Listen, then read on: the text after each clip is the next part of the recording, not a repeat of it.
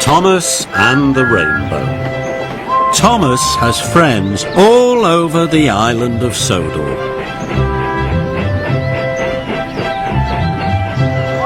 Friends at Brendam Docks. And friends at the farmyards. All of the engines are Thomas's friends, and so are all of the children. There had been an overnight summer storm on the island. The Fat Controller came to Tidmouth Sheds. He looked very serious.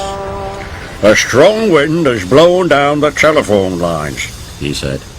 "Thomas, you must take the engineers to fix the telephone lines, or it will cause confusion and delay," he boomed.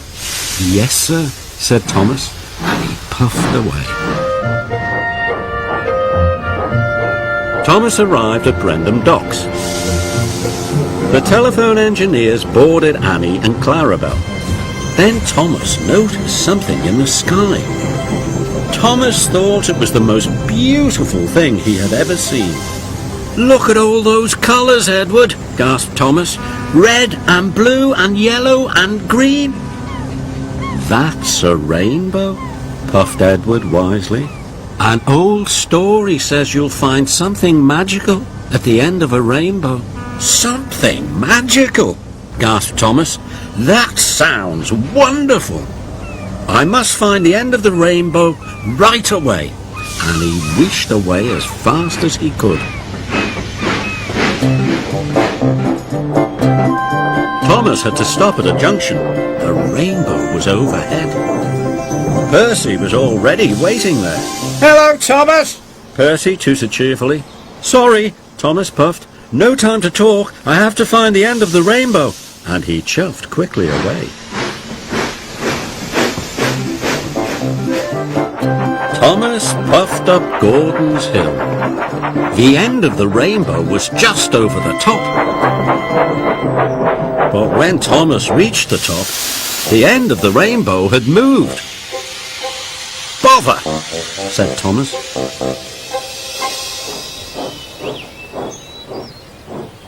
Thomas had to let some engineers off at the bridge. He could see the rainbow up ahead. Children on the bridge waved to Thomas and called hello. Thomas just chuffed away. "Sorry, no time to talk," he puffed. "I have to find the end of the rainbow." Thomas took the telephone engineers all across the island.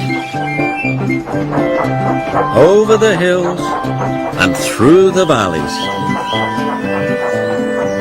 All the time he was looking for the end of the rainbow.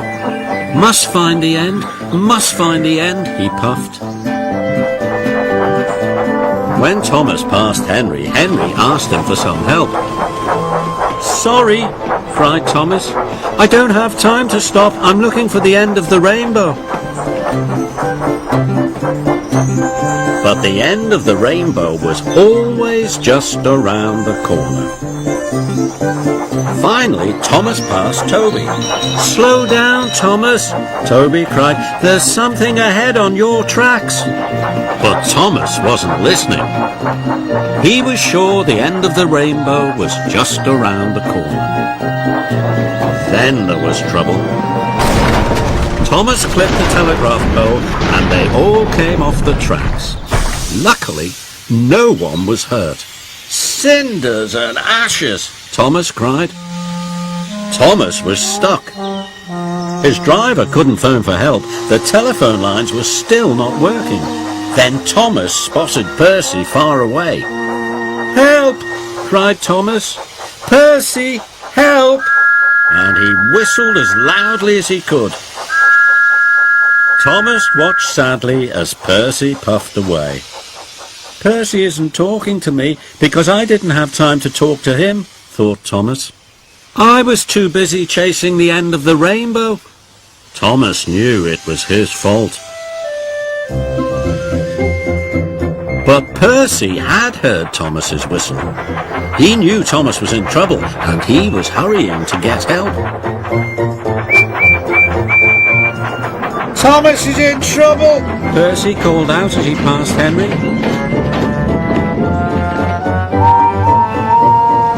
Then Henry told Bertie the bus. And Bertie told the children. The children told James. James told Harold the helicopter. And Harold the helicopter told Harvey. Harvey set off right away. Harvey found Thomas in no time at all. Soon he had them all back on the tracks.